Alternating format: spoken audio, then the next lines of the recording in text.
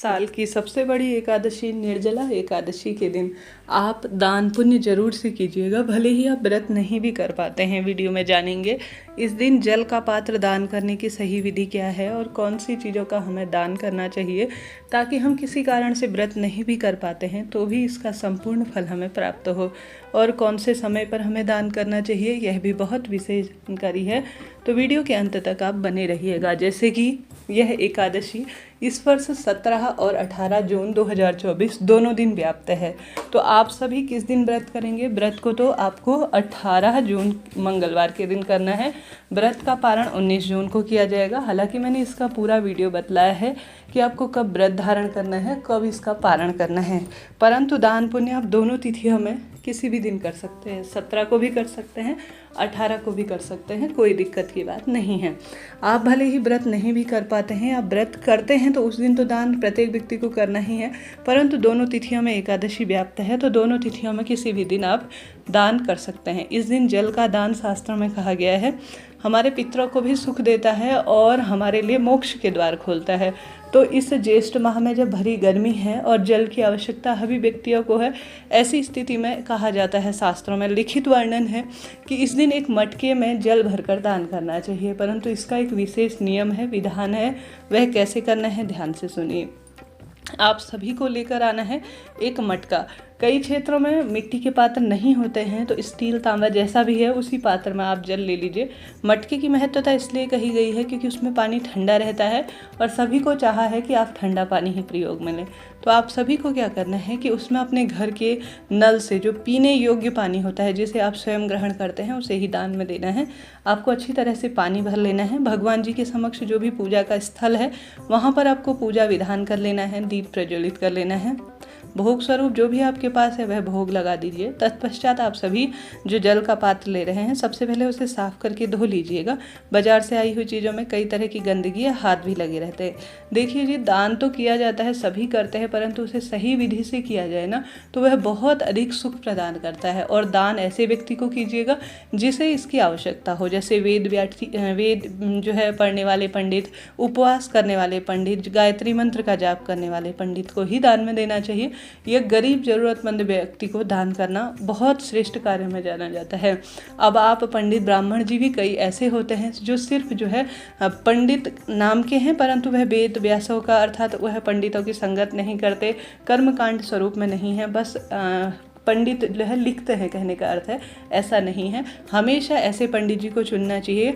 पंडित जी के भी कई प्रकार के स्वरूप कहे जाते हैं, शास्त्रों में कहा जाता है। जो पंडित आपसे दक्षिणा लेते हैं, आपके घर भोजन करते हैं या आपके घर से कुछ भी प्राप्त करते हैं, उन्हें अपने बल में वृद्धि करनी चाहिए। इसके लिए गायत्री जाप, वेद मंत्रों का जो है पठन पाठन, मंत्रों का जाप, तो इसमें विशेष नियम है ही। साथ के साथ वह गरीब निर्धन जनों की भी सेवा करे, तभी वह पंडित ब्राह्मण जी कहलाते हैं। और भगवान जी की विशेष सेवा करने वाले पंडित ही उचित पंडित कहने के योग्य होते हैं, जिनका व्यवहार और प्रभु के प्रति, समाज के प्रति बहुत विशेष उनका जो है जिम्मेदारी होती है। कभी भी पंडित हैं ऐसा नहीं है, पंडित कहने के लिए नहीं होने चाहिए, उनका जो है चलन और भगवान के प्रति स्थान इस तरह का हो, कहने का अर्थ है, तभी वह योग्य पंडित कहलाते हैं। अब समाज में अलग अलग तरह के लोग हैं जिनकी करनी और कथनी में बहुत अंतर होता है, तो ऐसे पंडित ब्राह्मण जी को चुनिएगा जो कि इस योग्य हो, ताकि आपका व्रत, आपकी तपस्या सफल हो। मेरे कहने का अर्थ आप समझ रहे होंगे। तो जल का पात्र आपको लेना है, साफ कर लेना है, अपने घर से उसमें पानी भर लेना है। सबसे पहले उसमें आपको स्वास्तिक बनाना होगा हल्दी का, ठीक है। हल्दी का स्वास्तिक आपको जो है, आप एक महादान करने जा रहे हैं, उसमें स्वास्तिक बना लीजिए। उसके ऊपर आपको तुलसी का पत्ता डालना चाहिए, थोड़ा सा उसमें जो है चीनी डालना चाहिए, बहुत अधिक चीनी नहीं, ताकि पीने योग्य ही ना रहे तो कोई मतलब ही नहीं है दान करने का। थोड़ा सा उसमें आप चीनी डाल दीजिए। उसके बाद उसके मुख पर आप सभी को मौली बांधनी चाहिए। मौली बांधने के बाद आप सभी को उसे भगवान जी के समक्ष रखना चाहिए। अब उसमें एक छोटा सा कोई बर्तन रखिए, जैसे कटोरी हो, मिट्टी का ही कोई पात्र हो, उसमें जो है थोड़ा शक्कर, चीनी इत्यादि आप भर दीजिए, ताकि आप शक्कर का भी दान कर पाएँ। साथ ही जो मौसमी फल हैं जैसे कि खरबूजा, ककड़ी, मौसमी, तरबूज, आम, जो भी ठंडक प्रदान करने वाली चीज़ें हैं वह रख लीजिए दान करने के लिए। वस्त्र दान कर रहे हैं तो ब्लाउज पीस या जो भी कपड़ा इत्यादि आप दान करना चाहते हैं अपनी क्षमता सामर्थ्य अनुसार वह आप ले लीजिए। साथ ही 11, 21, 51 जितने भी रुपए हैं उतना आप दान कर दीजिए। इससे आपको जल दान का भी फल मिल जाएगा। साथ ही अन्न का दान करना चाहते हैं तो इसमें जो है आप सभी अपनी इच्छा अनुसार आटा, गेहूँ, चावल जो दान करना चाहते हैं, चावल तो एकादशी के दिन दान नहीं किए जाते हैं, आटा, गेहूँ इत्यादि आप दान कर सकते हैं, नहीं तो कोई दिक्कत की बात नहीं है। इससे आप जल का दान भी कर लेंगे, वस्त्र का दान भी कर लेंगे, अन्न इत्यादि तो आप पैसा दान कर रहे हैं तो उससे प्राप्त कर ही लेंगे। तो यह महादान आप करने जा रहे हैं। इसके बाद आपको इसे भगवान जी के समक्ष रखना है ताकि भगवान जी इसे मान्य कर लें, ग्रहण कर लें। और उसके बाद 1-1.5 घंटे के भीतर ही जब भी पूरे दिन भर में रात्रि तक आपको समय मिले दोनों तिथियों में से किसी भी एक दिन आप ब्राह्मण जी के घर जाए और इसे बड़े प्रेम पूर्वक उनके चरण स्पर्श करने के बाद दान में देकर आ जाइएगा। फिर देखिए आपका जीवन किस तरह से बदलता है। रोग, कष्ट, संकट, पीड़ा से मुक्ति मिलती है। हालांकि इस दिन छाता का दान करना शुभ है, जूते चप्पल का दान करना शुभ है, पंखा कूलर दान कर सकते हैं, आने जाने वाले व्यक्तियों के लिए पानी की व्यवस्था कर सकते हैं। आपकी इच्छा शक्ति सामर्थ्य अनुसार आप कोई भी वस्तु दान करें ठंडक पहुंचाने वाली, परंतु दान कीजिएगा। प्रत्येक व्यक्ति के अंदर जो है ओमकार विद्यमान है, महादेव विद्यमान है, श्रीहरि विष्णु विद्यमान है। तो किसी भी निर्धन गरीब ब्राह्मण जी जिनको इनकी आवश्यकता है, या किसी गरीब जो है बालक हो गया, या किसी भी महिला पुरुष को आप दान कर सकते हैं, परंतु ऐसे व्यक्ति को दान दीजिएगा जिनकी इसको आवश्यकता हो, जो इसकी उपयोगिता समझे। इस तरह से यह आपको दान करना है। इस दिन किया गया मंत्र जाप, पूजा पाठ रोग, कर्ज, संकट, पीड़ा से मुक्ति मिल देते हैं। हालांकि आप व्रत नहीं भी कर पाते हैं तो ज़्यादा से ज़्यादा इस दिन आप ध्यान, भजन, मंत्र जाप, पूजा आराधना में फलाहार इत्यादि कर व्रत कर सकते हैं, कोई दिक्कत की बात नहीं है। यह दिन कोई साधारण नहीं है, यह सबसे बड़ी निर्जला एकादशी जो कि आपको 24 एकादशियों का फल प्रदान करने में सहायक है।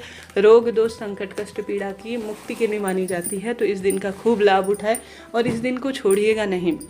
निर्जला एकादशी कोई साधारण एकादशी नहीं है।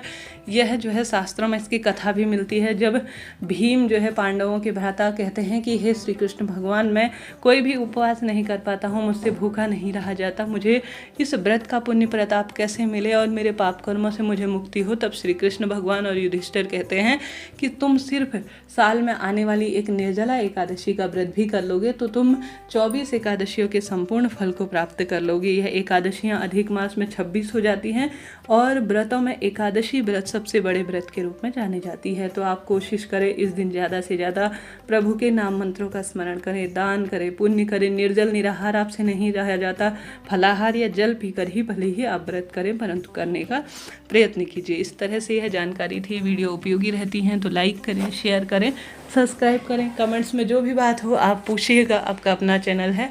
और साथ ही जितना संभव हो इस दिन दान की महत्वता शास्त्रों में कही गई है। जैसे आप आसपास कोई इन दिनों गर्मी चरम सीमा पर है, कोई जो है आपको दिखते हैं कि पौधे सूख रहे हैं, तो उनमें भी आप जल का दान कर सकते हैं। आवश्यक नहीं है मानव को ही जल पिलाया जाए।